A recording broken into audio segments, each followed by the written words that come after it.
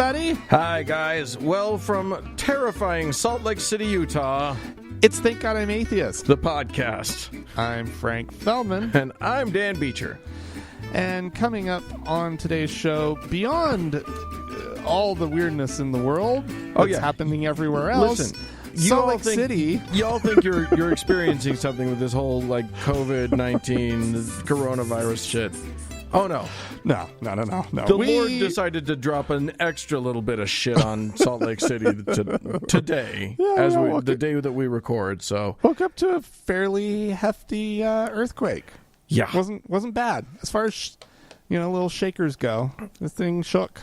yeah, it rocked us. So Armageddon is happening. We're gonna actually just talk about we're gonna talk about what it was like to experience this kind of weirdness when we were in religion versus what it's like as non-religious people. Yeah, and just see who wins. Well, I have my theory about who's going to win. Okay. But nonetheless, just because we started off with a mention of the earthquake, I thought my first story today, Dan, could be about some damage that happened here in Salt Lake City. Well, did you know, everybody? Nothing bad can happen because the Salt Lake City is the headquarters of the Lord's Church. So surely nothing can go wrong here.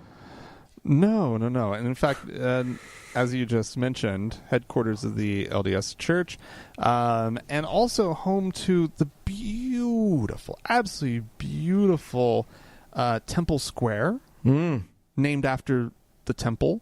The eponymous Temple Square. Which is currently, Dan, undergoing a seismic upgrade. Isn't that interesting? Gosh, the whole thing. Yeah. It's not a good time to visit Temple Square because it's not beautiful right now. It's under construction. Yeah, they've already torn down a couple buildings and everything, but not the temple. The temple is going to stay, and they're making it seismically sound so that it can withstand the next earthquake. Yeah. But there was damage today to the temple. If you happen to be driving by or see it anytime soon, my guess is they will repair this fairly quickly. But the famous Angel Moroni statue on top of one of the six spires, right? Glimmering gold above the city.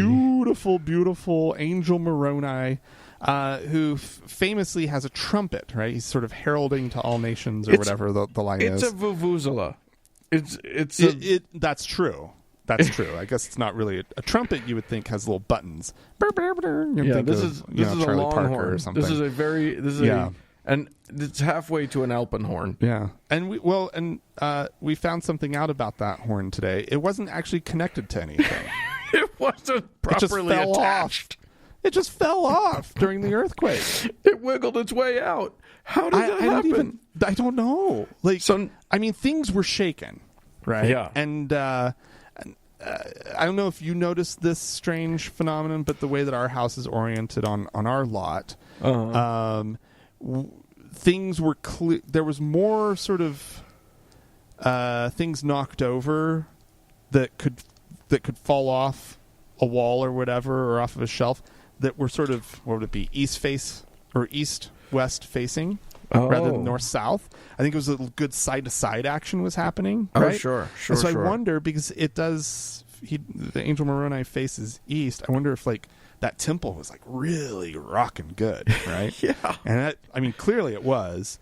And yeah, I would have loved to see it more than anything, Dan.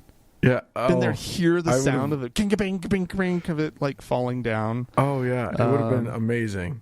And here's the funny thing is that so now it looks like the Angel Moroni. I actually went and saw it today because I wanted to see that angel without his trumpet. Yeah, I might need to go by. It looks like he's holding his hand in an open sort of OK sign with his fingers down, like he's made a hole in his hand.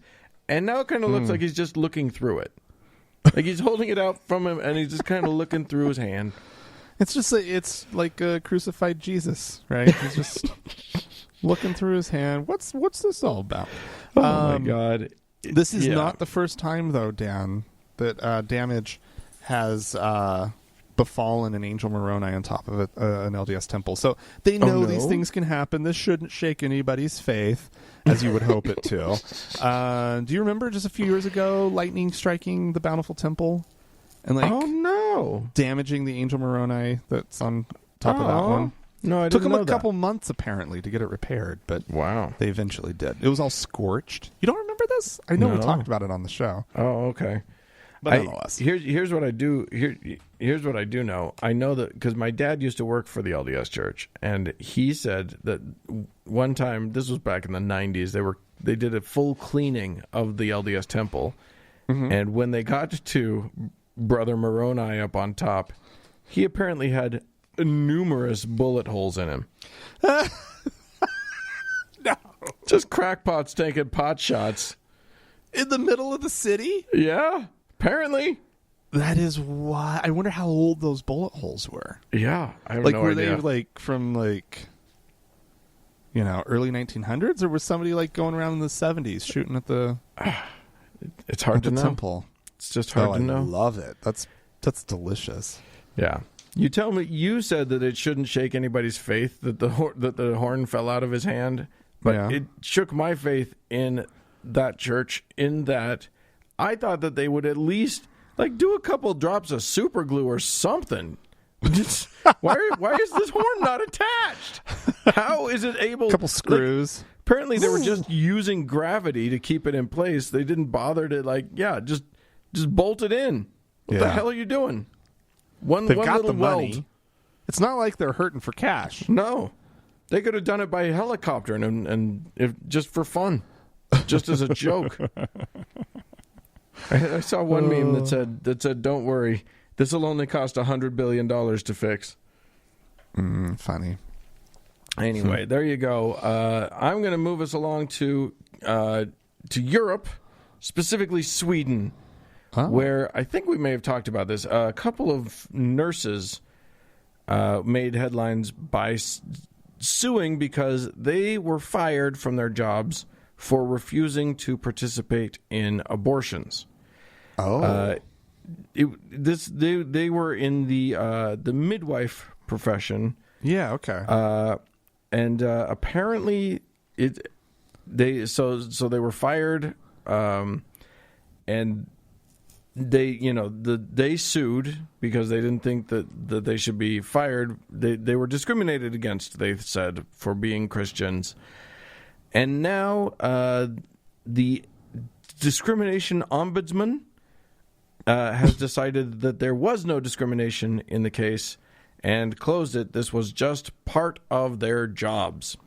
So amazing to hear about that kind of horrific Christian discrimination. No, wait. I mean, people actually taking women's health care seriously and saying that, yes, it is your job to, if you're in women's health care, this is just part of the deal. Yeah, absolutely. Yeah. Oh my God. Now I know that I like ombudsman. I think they do, it's an important job. Yeah. It's a funny word though. It's a great word. Ombudsman. I don't know why. I've always found it an odd word. Yeah. Well, there you go. All right. I'm going to make you're the official TGIA ombudsman for odd words. For odd words, yes.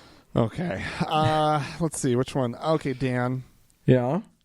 COVID-19. It's happening. It's the best of the COVIDs, really. I don't know. Wait until you see COVID-20. I'm glad that they didn't stop at 16 or 17, though. They needed to push on to get to the good one, and they did.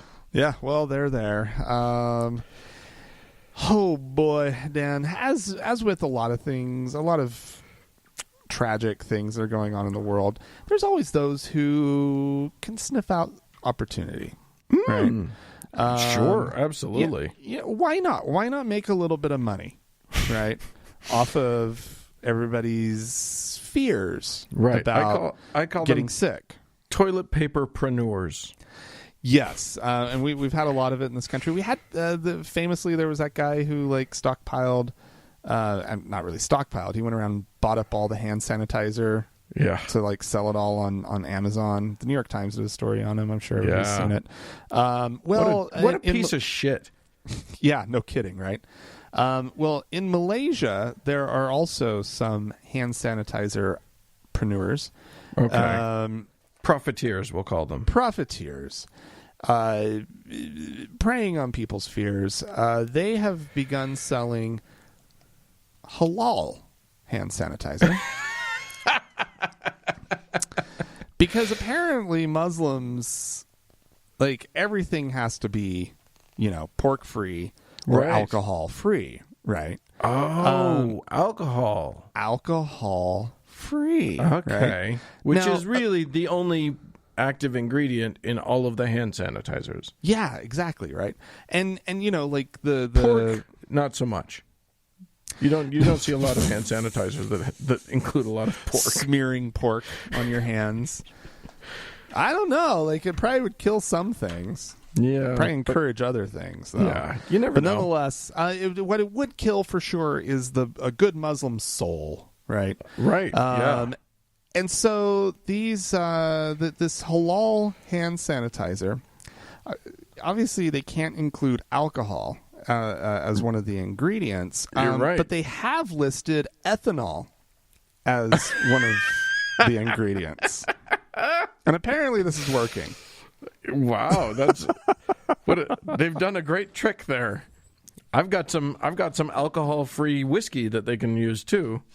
It's just got some ethanol in it. Yeah, and just ethanol, no alcohol. I mean, is it the same thing? I mean, ethanol is basically the stuff that's in the alcohol that's in the stuff you like, right? That you like to consume is ethanol. I had to look this all up because I was like, I figured I was right, but I needed to just double check and make sure. So that's ethanol, right? Mm-hmm. Now the stuff that, ironically, by being shady little bastards and only putting ethanol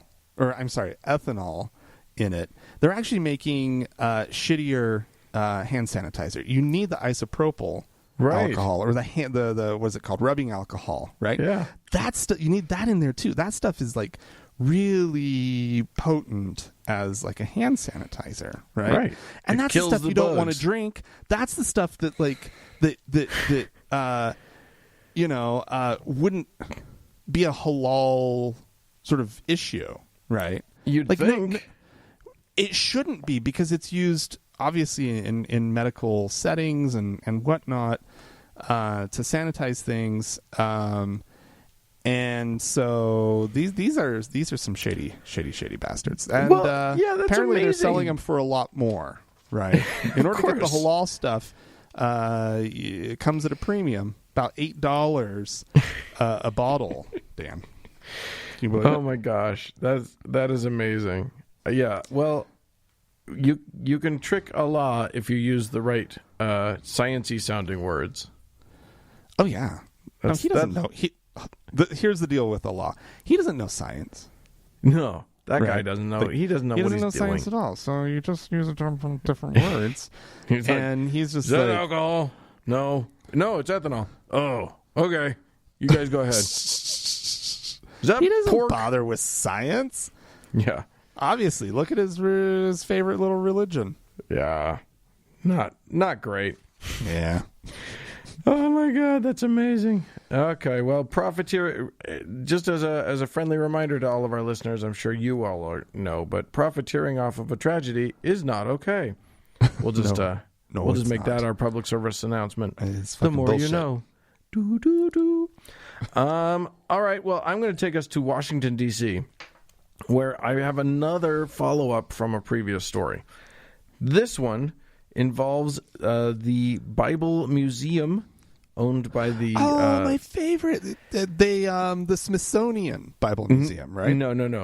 Isn't that no? The Smithsons are not involved. This one's owned by the Green family, that run. They're the Hobby Lobby people, and they've just it was a rough go for a while with that one because they kept they just snatched up every antiquity they could find from the Holy Land, and it turned out that a lot of them were stolen and fake and all sorts of stuff.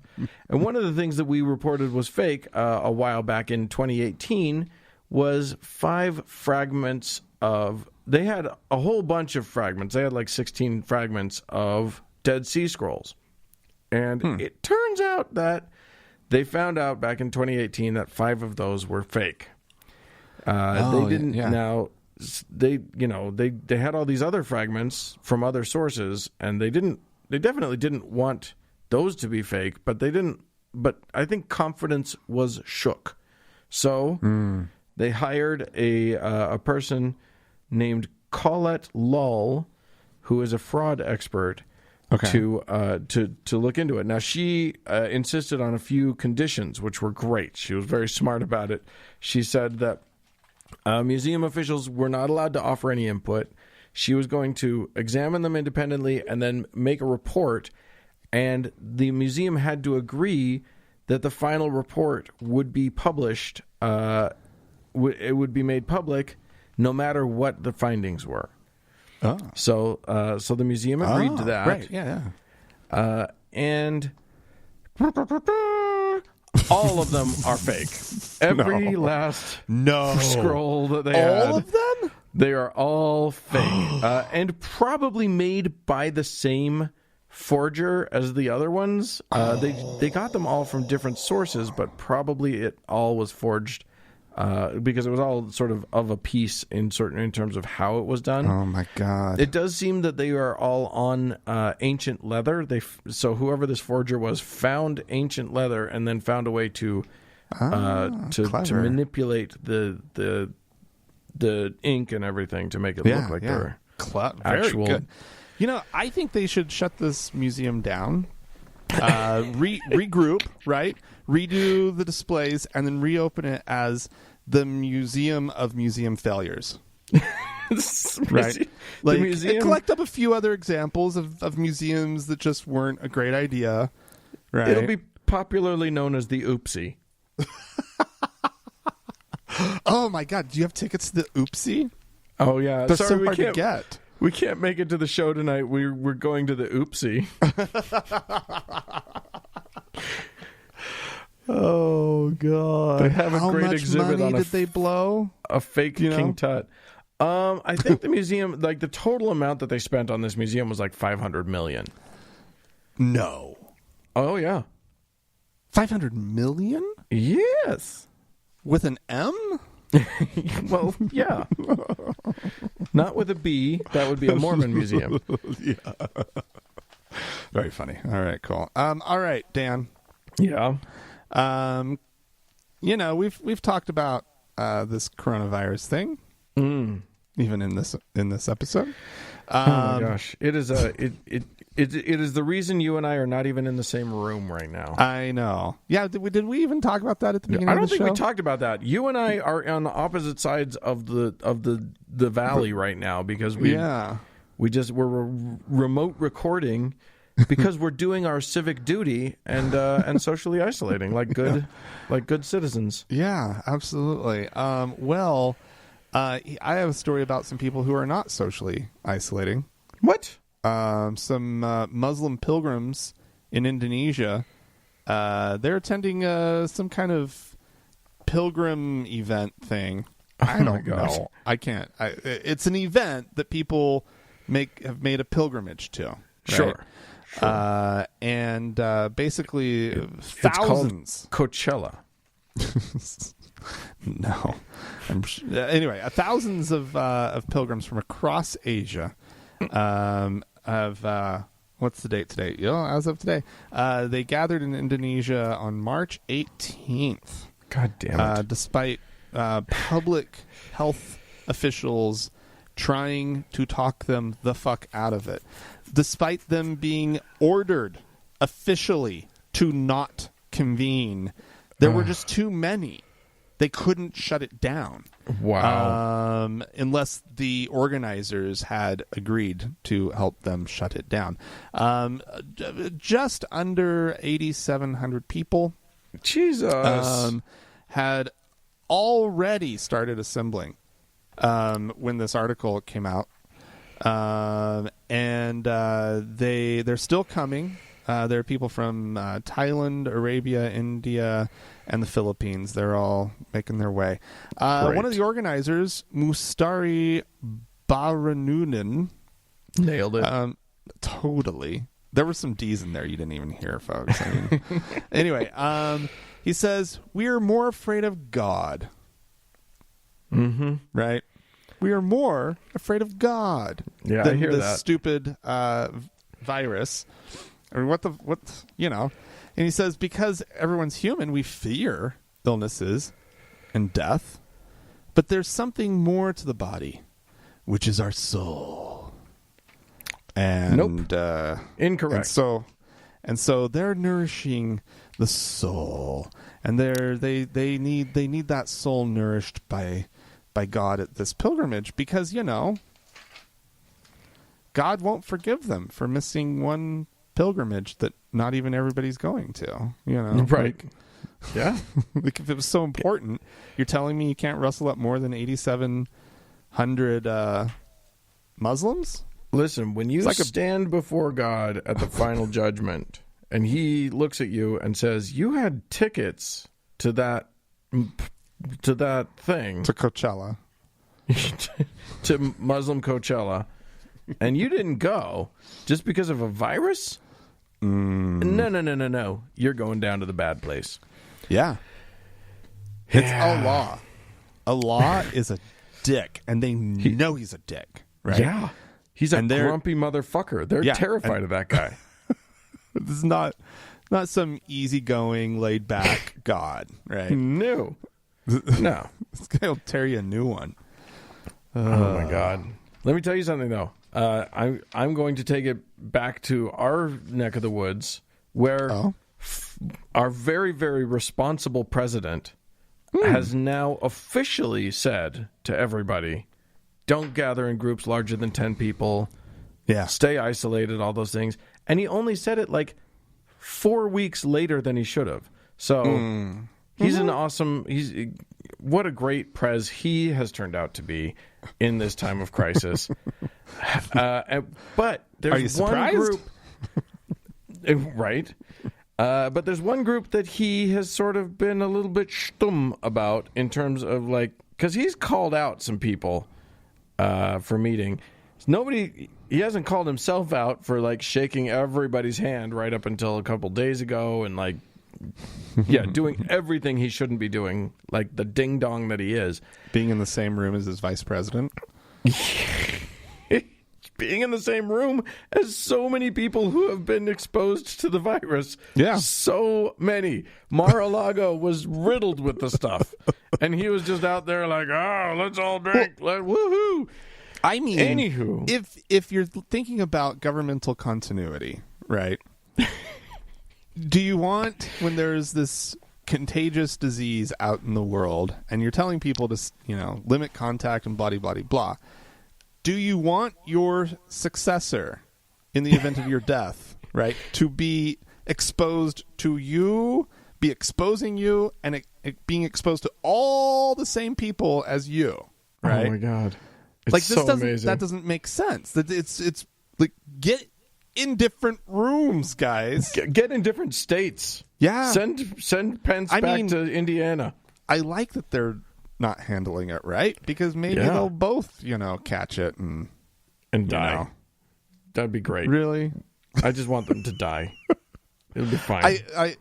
Is there an exemption to the whole, like, wishing somebody would die? That's kind of bad form, right? Normally, is there an exemption if it's like a world leader? I've given up on that. I've given up on that. I think there should be an exemption here. I think so. I think you can still be a good person and wish not like you're not setting anything in motion. No. You you're can't not paying enact for anything. anything. You're can't not do pulling something. any triggers, right? You're not blowing virus in his face, right? You're not doing any of that stuff. Oh, but definitely blow virus in his face. If you get the opportunity and you don't cough on him, shame on you. But just like having a little fantasy, right? Yeah. Does that make? I don't think it makes you a bad person. No. I've decided. I think it just makes you a person in this case. Anywho, he has carved out one little blind spot for himself on this one, and that is the churches of this country. Because let me tell you something, not every church is like our beloved Mormon church, which did responsibly shut down. Yeah. Worldwide, they said, don't go to church. We're not doing... Church is canceled for an indefinite amount of time. Yeah. And their big general conference, they said, don't come. They have canceled everything. And that's the right thing to do. Yes, However, absolutely. It is, as we discussed last week, an admission that maybe science is real and church less so. Like this God that can protect you from all the things except not anything that's real.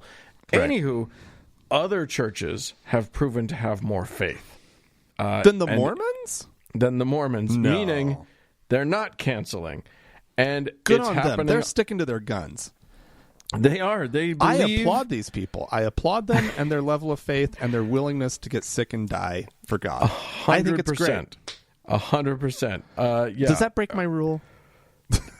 I think your rule is wrong. I have seen so many articles that are all about... Look, Liberty University is refusing to close. Jerry Falwell refuses to close Liberty Good U. for him. Stick to it, Jerry Falwell. There was even... Hemant Mehta had a great little exchange a Twitter exchange between him and a man who calls himself as... what does he say? He's as right-wing as they get. But... As a parent, he says, as a parent of 3 of your students, I think this is crazy, irresponsible, and seems like a money grab. To which Jerry Falwell responds, nope. Because the person says, so in 7 weeks, because he says, I'm not going to send someone, I'm not going to be the one who's pushing this problem off on someone else by sending 20-year-olds with near zero mortality risk to sit at home for the rest of the semester, often with grandparents in the house who are truly at risk, which is a bizarre way of looking at it. And then when this guy calls him out and says, so in 7 weeks you'll send thousands of students who now have a higher risk of carrying it back to their grandparents to get it? And then Wow. Jerry Falwell says, nope, they'll go off to summer jobs or internships, dummy. That was a quote. No. That was a direct quote from Jerry Falwell's Twitter. He calls the man dummy. So that's beautiful. Oh, no, Jerry Falwell, just doing the Lord's work all really? the time. Yeah, for sure. Just I mean, so there was the Governor Eric Holcomb of Dick God. What? Dick God, another Dick God. Yeah. Oh, they got a Dick God for sure. Yeah. So the governor of what state is he governor of? Indiana. He actually asked people a while, and this was days ago. The numbers keep getting smaller and smaller. Don't be in a room with more than 100 people. Don't be in a room with more than 50 people. And then now it's down to like don't be with people. Oh. But at this point, at the time of this thing, Governor Eric Holcomb of Indiana had said, don't be in a room with more than 250 people. But the New Life Christian Center in Indiana had a service and said, we're hoping to have at least 250 people here at church tomorrow night. Boom, baby! Yeah! Fuck you! To suck it, Indiana governor, and also science, and also our own health. Ha ha ha ha! So, yeah, that's what we got. That is what we are dealing with in the world today. We got some churches closing down, stopping their faith healings, proving that they don't actually believe what they believe, and other churches proving what they believe, and hopefully killing themselves off. You know, like that's just so mean. We don't really actually mean. Want people to die. You're just being dumb. Everybody, you're being dumb. I mean, speak for yourself, Dan. I kind of, yeah. I mean, no.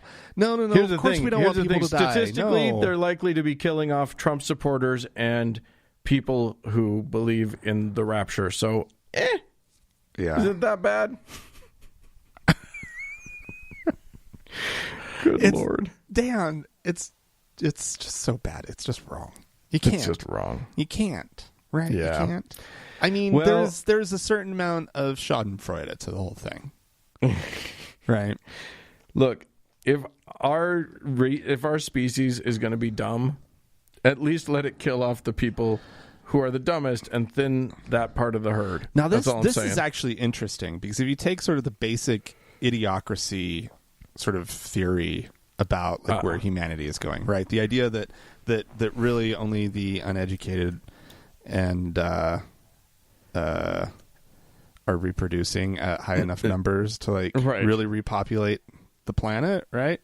Yeah. Poor and uneducated, right? That's sort of the premise of the movie, and that like the people who ideally should be reproducing in large numbers, the highly educated and whatnot, just tend not to have as many kids, right? And so what happens in 500 years if this whole thing continues to bear out? Right. Well, this kind of comes along, and you're right, it thins out something, doesn't it? It's an evolutionary mechanism to prevent that scenario.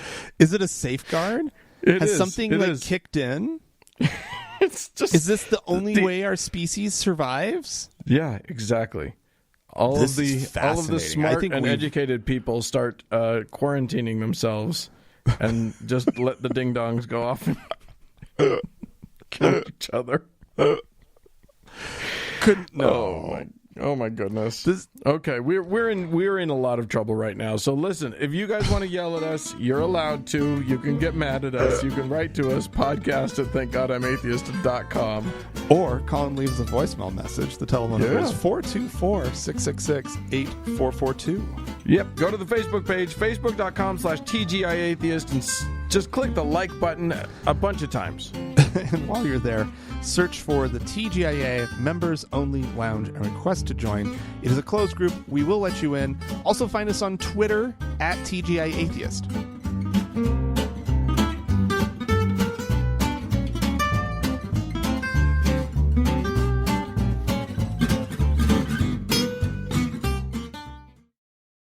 Hello, Dan.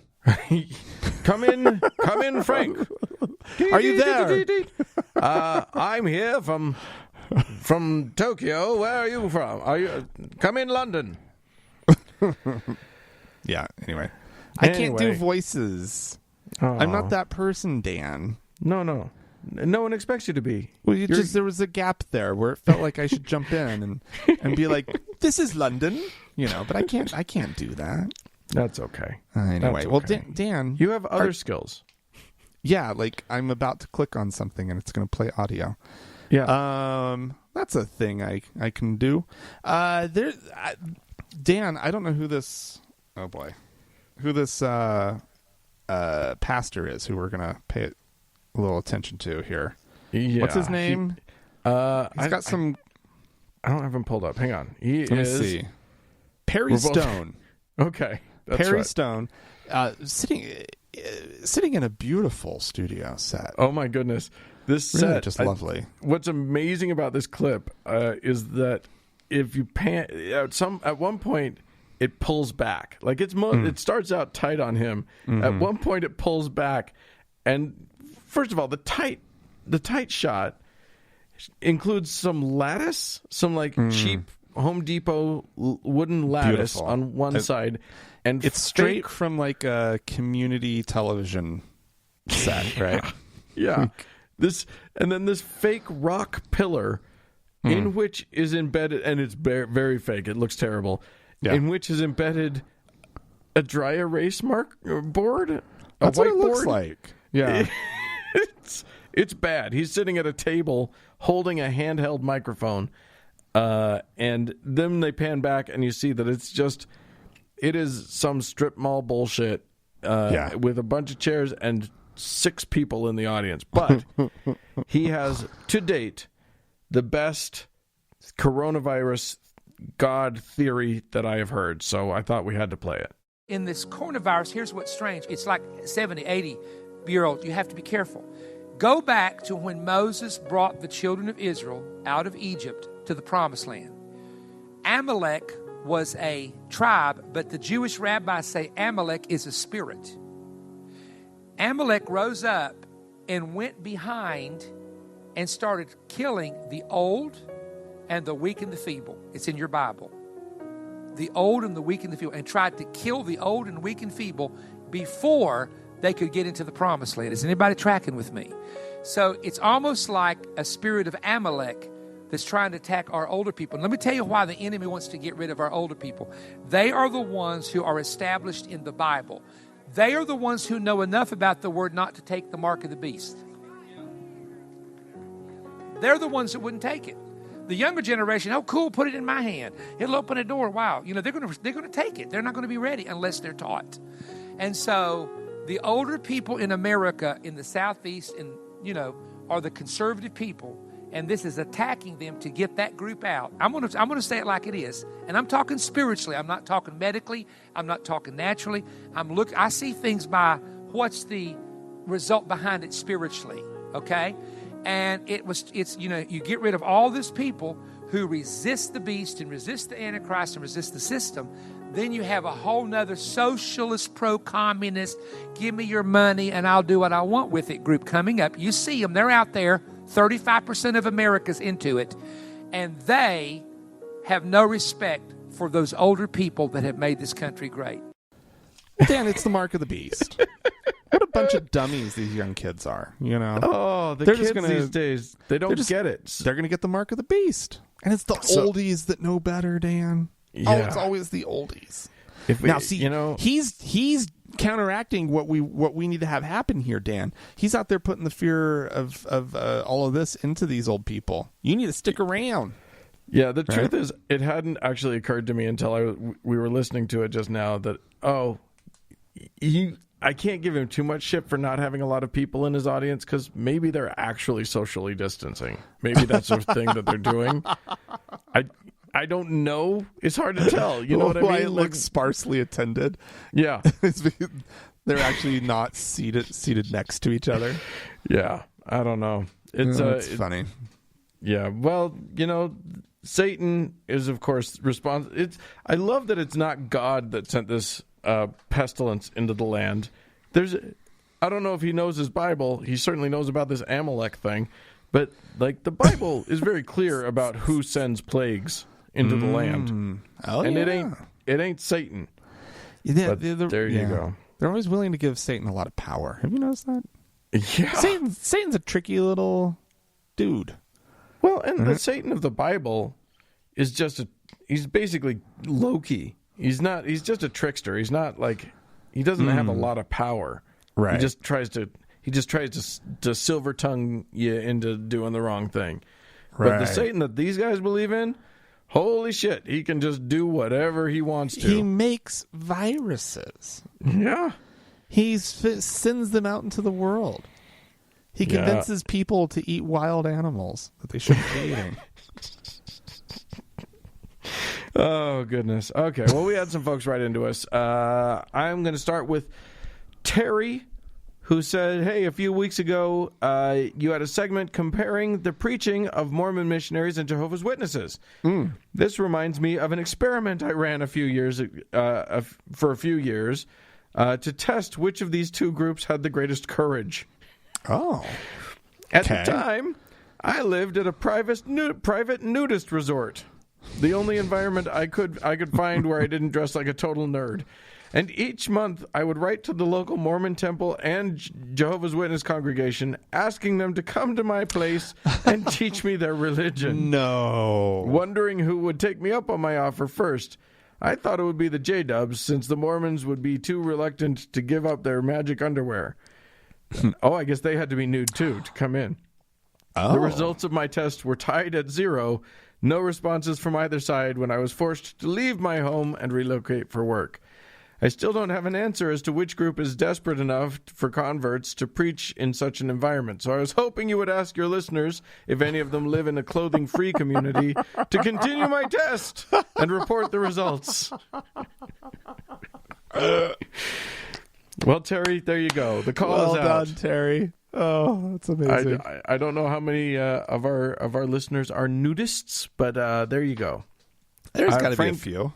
Frank is a never nude. I don't know if you guys know this about Frank. He always in cut-off jeans. He has cutoffs on under anything he's wearing. Whatever. Oh man, right. we had a voicemail, right? Let's have listen to one of those. 2 voicemails. Let's listen to one of those. We got other emails, but we'll get back to them. Let's listen to a VM. Here's this listener has a very specific question about a nun. All right, let's see what this is about. Hey, Frank and Dan. This is Nick. I live in Central PA. Have a bit of a conundrum. I work in a Catholic hospital, and there's a nun that's coming back, and she was Elizabeth, and now she goes by Sister Elizabeth. And I'm curious, I don't want to encourage the sister part, but at the same time, that's kind of the title she wants to go by. I feel like I should respect that in the same way that someone should respect, someone who's trans and chooses a different name. But I'm kind of at odds with myself on it. So, I don't know. Love the show. Keep up the good work, guys. Well, thanks, Nick. For that it's an interesting thing, right? Because I'll say this: a trans person, when they tell you that they're, like if you know them while they're transitioning, right? They may ask you to use a different name, right? Yeah. And I, in by my way of looking at it, they're doing something that they didn't really choose, right? Right. Whereas a nun, Sister Elizabeth chose to be Sister Elizabeth, but I would still extend her that courtesy of using her little title there. Can you do a nickname? Can you do Sis Liz? Is that a thing? Sis Liz? Hey, Sis Liz, what's up? Just make it cute. I don't know. Have some fun with it. Let's play around. Let's have a good time. Yeah. I don't know. Like, titles are funny things, right? Like, yeah. And it's also, to be fair, it's also a Catholic hospital. You did mention, yeah. Like, yeah. I don't know. My whole thing, I feel like I just like to default to respect, and and you don't have to respect her beliefs. You don't have to respect her church because it's awful. But you can respect. You can show some respect to another human and just be like, okay, I get it. You went through a lot. You've made commitments that are meaningful to you.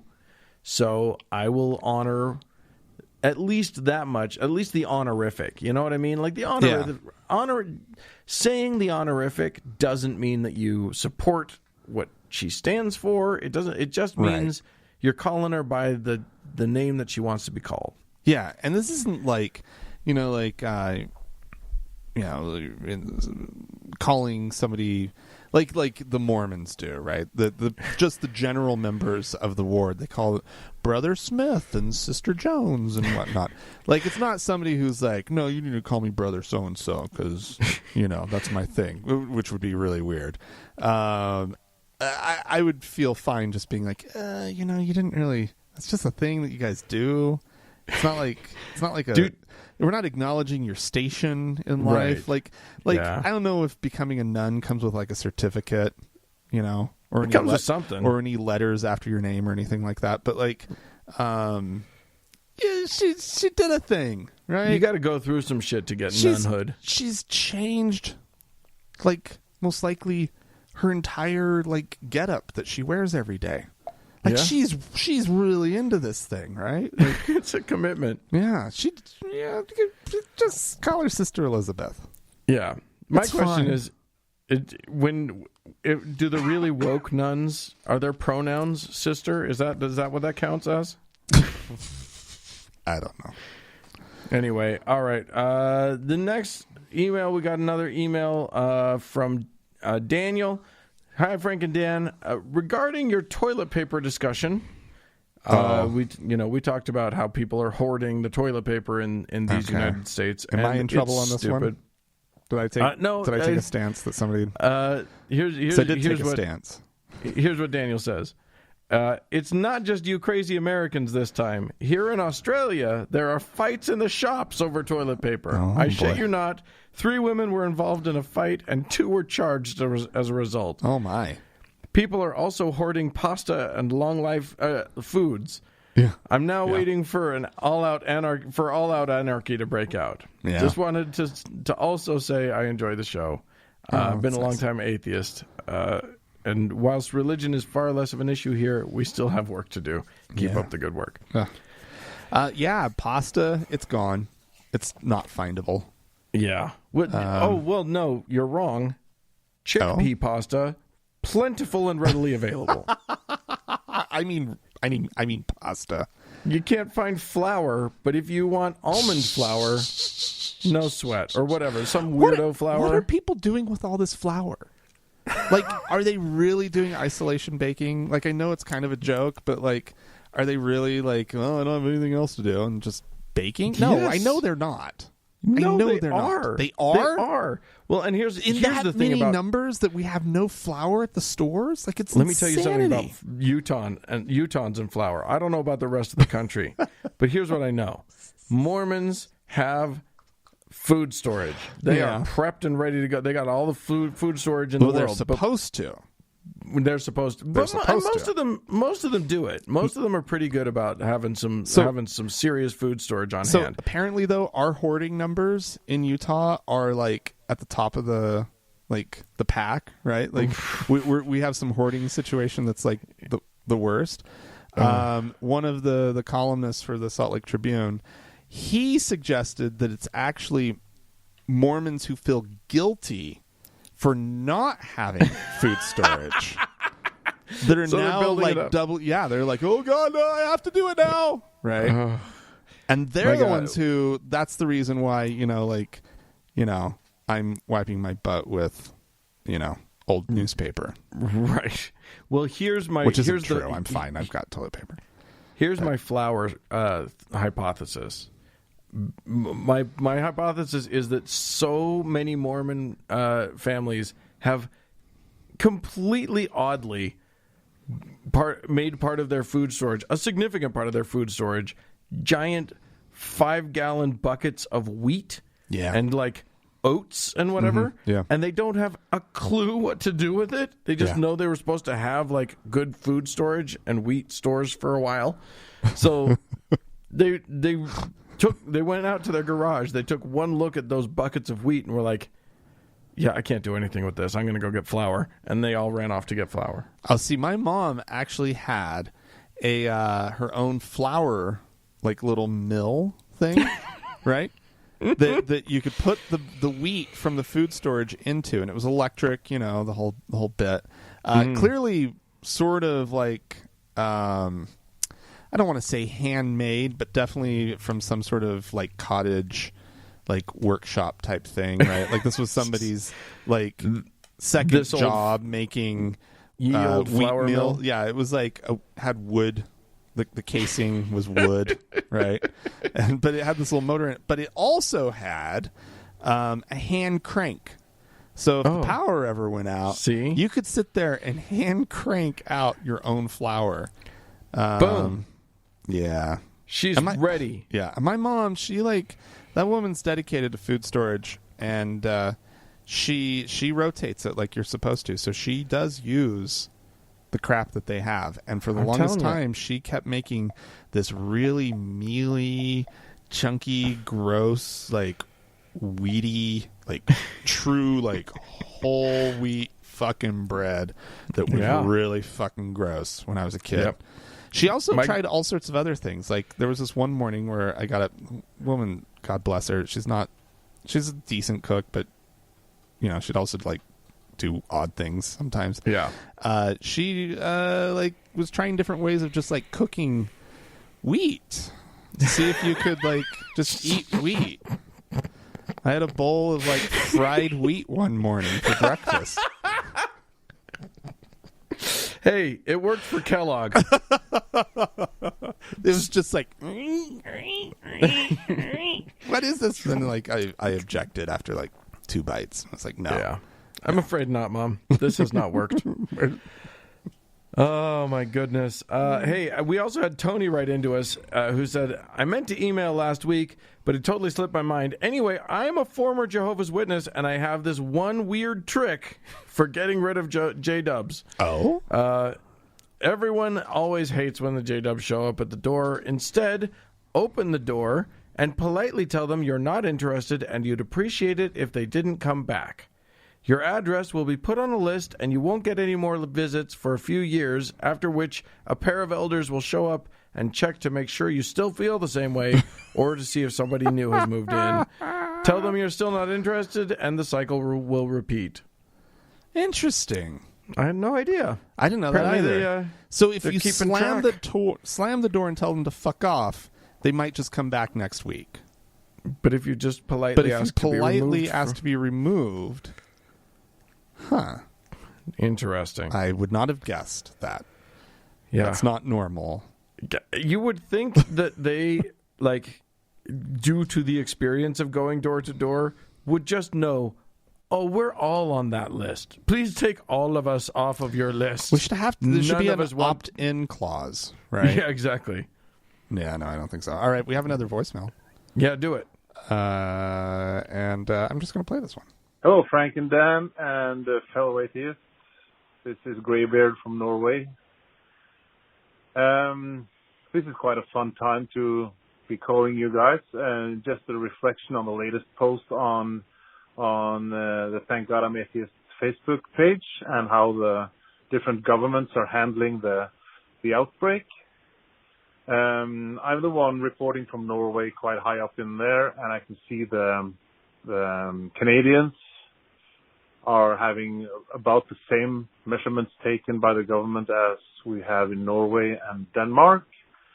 Not to make fun of anybody's way of handling this, but it's what is quite a strange tendency is that you see less of the religious spewing out of good advice right now, and people are actually taking the official advices into consideration and doing what they're told based on science and reports and numbers and statistics instead of trusting their God, except in a few cases, which I believe you guys will be reporting on in this week's podcast, in Israel and Iran and also some Orthodox churches in Cyprus, I believe, have been issuing holy water sprays to people in the congregation and stuff. But otherwise, it seems like science might be winning if we stay alive to gloat about it later. So, looking forward to the show and have a nice day, guys. Bye. A call all the way from beautiful Norway. I love it. Yeah. Yeah. And never miss an opportunity to gloat. Honestly, if it's presented. You feel free to make fun of other places for how they're dealing with this, because especially the United States of America, where we're doing our damnedest not to learn any lessons from anywhere else in the world. We're trying really hard. The scientists keep intervening and like ruining it, but boy, our current administration is trying its damnedest to stay behind the curve. We didn't even talk about all of those examples that he mentioned, and all the examples. There was an example I read about in Poland where a priest was hellbound to make sure that he was going to make sure that everybody drank holy water because, quote, Christ does not spread germs. Oh, God. So, nice. No, yeah, you're right. Christ doesn't, but you are. But you are. You are. You're spreading germs. Good for you. Well done. Awesome. Yeah. Oh, my gosh. The world is a weird and wacky place. But some good things happen in the world, including people being generous and giving us money. Yeah, that's true. We actually have a couple new patrons on Patreon this week. We have Ellen, who's a new faithful listener to the show. Splendid. And Thank we you. also have Rachel, who's a new venerable listener to the show. So that's absolutely fantastic. Thank you to the both of you. And wonderful. As always, you guys can go to thankgodimatheist.com. Yeah. And you can click on the support tab. It's the easiest thing in the world. Look, kids, some of you can't afford anything right now because, like me and actually Frank, you are in an industry that right now is being decimated by the fact that nobody's allowed to go out. Yeah. I'm in the entertainment industry. All of the plays in our city are closed. Mm-hmm. I'm an actor. Frank is in an industry that relies on everybody going out, and people are not allowed to go out.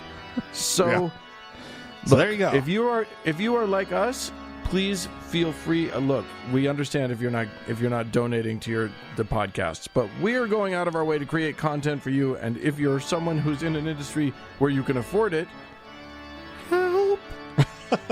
Please help us. So it's thankgodimatheist.com. Click on the support tab, and we would be remiss to not mention our top donor, our Lord and Savior, Davis. Well, thanks everybody, and also just keep in mind, if you can't afford anything, you can still go to iTunes or wherever, give us 5 stars, help counteract the dickheads who are giving us 1 star without listening, and that's always helpful. And share us with your friends. Yeah, and that's how you can help. Awesome, thanks guys.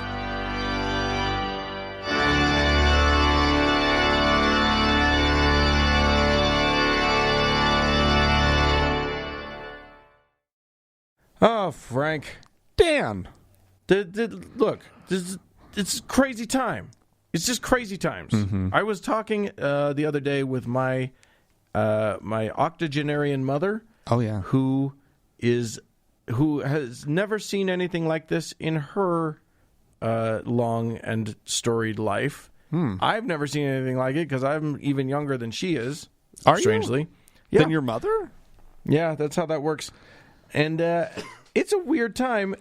We had we've got this. They got this outbreak on. Mm-hmm. It's a fun little thing they're doing, and then we here in Salt Lake City had the dickens shook out of us this morning. We woke up to madness. The earth got wobbly. It was really bizarre. It was bizarre. It was. I mean, nothing prepares you for an earthquake, right? No, because it just happens, and it was it was shocking. And then of course we've had aftershocks galore, just all day. I felt one while we were recording, so yeah, a little one, but there you go.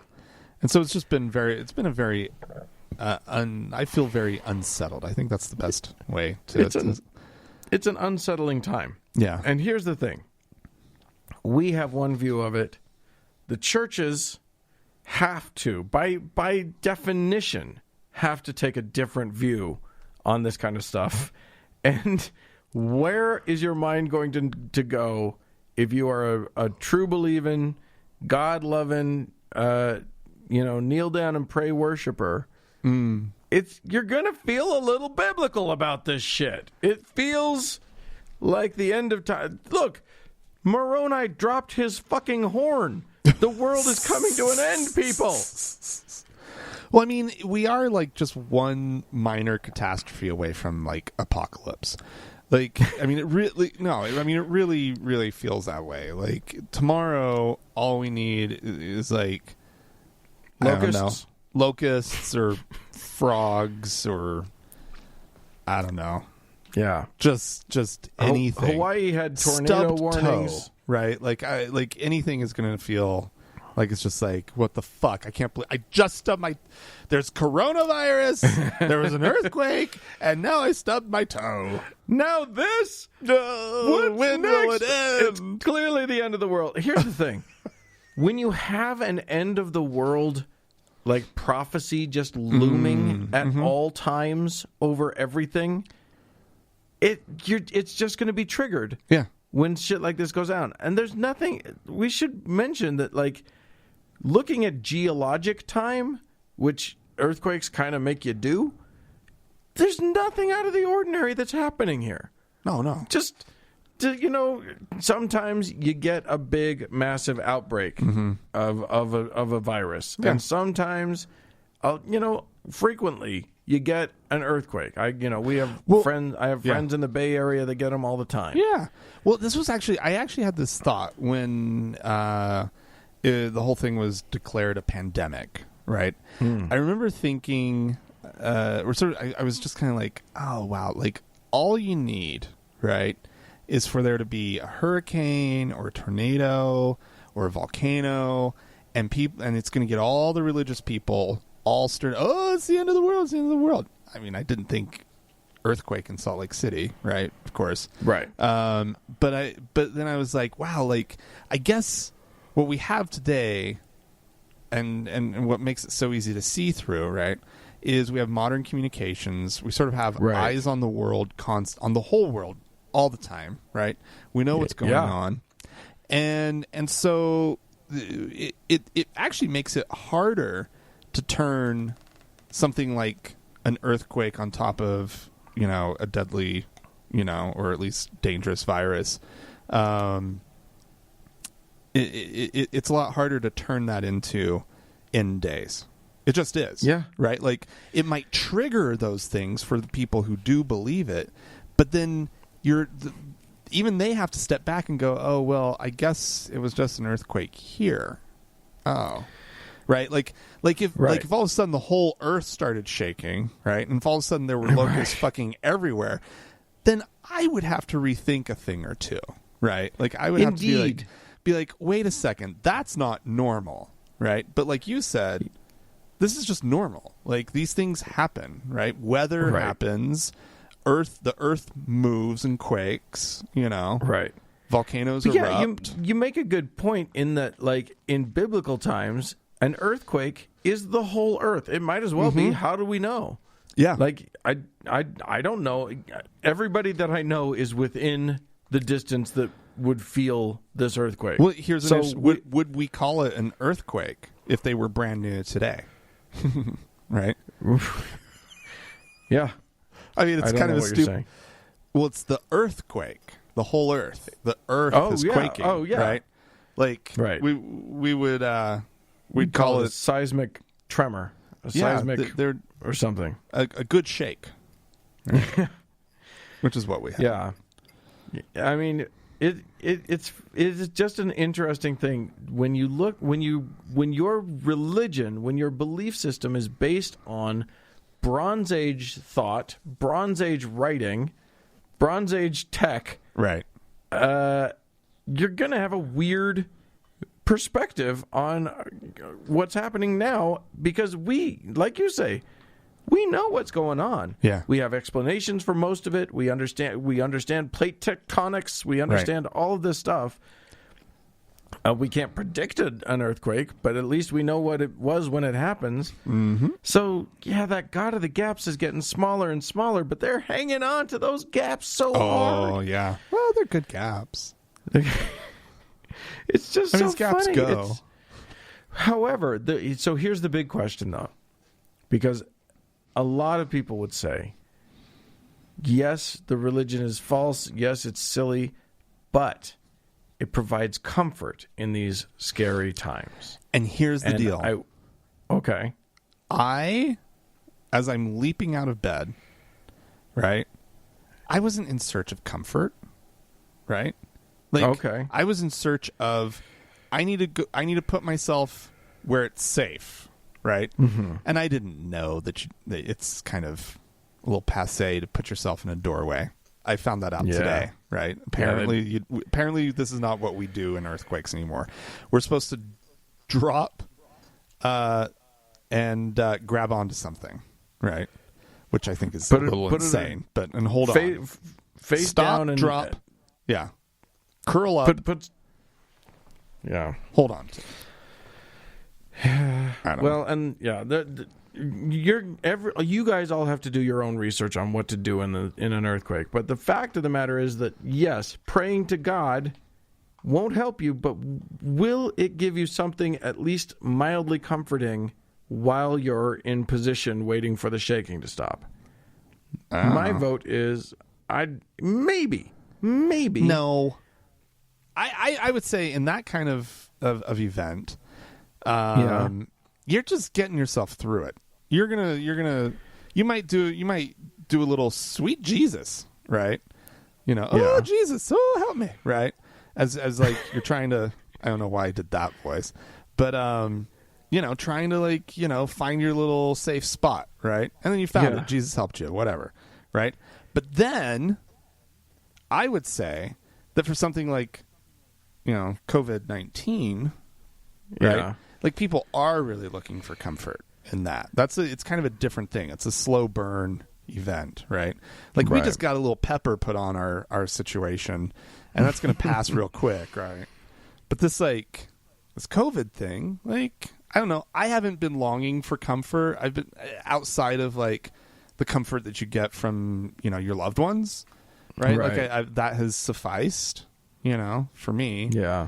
For me, I feel unsettled. I feel ill at ease. And but so do they, don't they? Yeah, they do. They do. But the question is the prayer that they're doing... Because here's my theory on prayer. I do have a theory. And my theory is that it is secretly...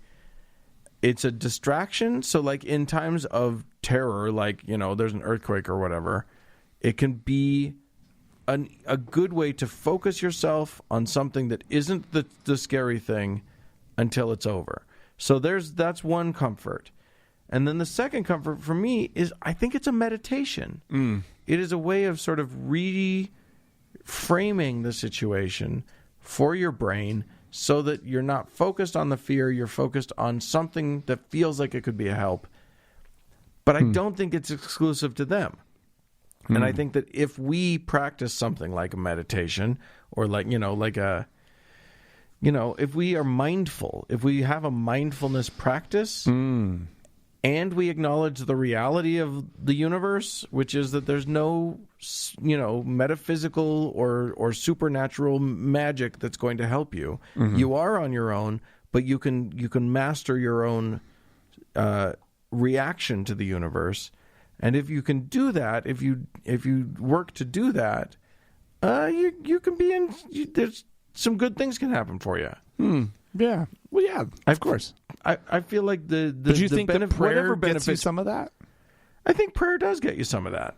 But I do think that whatever prayer can get you, you can get and better if you do it from our perspective. That's just my theory. And I'm a super genius, so it's obviously true. Obviously. I mean, of course. Yeah. Well, yeah. Okay. Is that the takeaway? It is for me. Okay. I'm sticking with it. All right. Sounds good. Well, if you guys have a different take on this, feel free to write into us, podcast@thankgodimatheist.com. Let us know. Or you can call and leave us a voicemail message. The telephone number is 424-666-8442. Yep. Go to the Facebook page, facebook.com/TGIAtheist, and become one of the legion of people that have clicked the like button. And while you're there, search for the TGIA Members Only Lounge and request to join. It is a closed group. We will let you in. That's what makes it an awesome group, though, is that it's moderated, all of that. Yeah. Follow Frank on Twitter @TGIAtheist. Speaking of our Facebook page, thanks so much to Mackenzie for all of her hard work on the Facebook page. Thanks to Amy and Danny for their work moderating the Members Only Lounge. And a big thanks goes out to the Red Rock Hot Club and to Gordon Johnston for the use of their music. And thanks to all of you for huddling in your social isolation and listening to our cute little program that we put on. Thanks, guys. Have a good one. Bye. Bye.